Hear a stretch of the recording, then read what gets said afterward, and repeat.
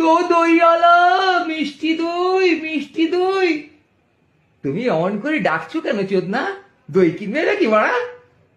না, তা আমি দই কিনবো না, আমার পকেটে তো পয়সা নেই। ধুর বাড়া, পকেটে পয়সা নেই, দই জ্বালায় রাখছিস বোকা চোদা।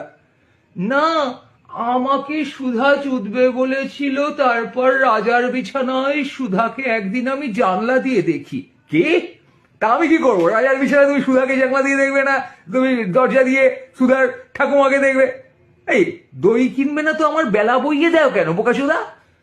তোমার বেলা কোন দিকে বয়ে যায়? উই সালা, চোদনাটা আবার কবিতা আছে কিন্তু, আমার তো বেশ ভালো লাগছে শুনতে।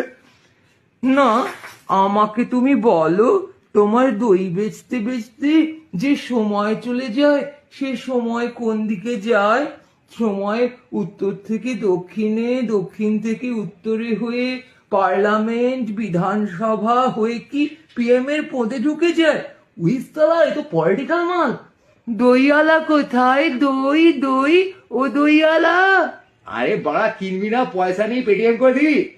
আমি তোমায় পেটিএম করে দিতে পারবো না, আমি না পাসওয়ার্ড ভুলে গেছি, আর আমার ইউপিআই সেট করা নেই। আরে দূর বাড়া, সেট করা নেই ইউপিআই তো করে নেয় না, তুই জিপে দিয়ে দিবি। না, দেখো না, আমি না দই কেনার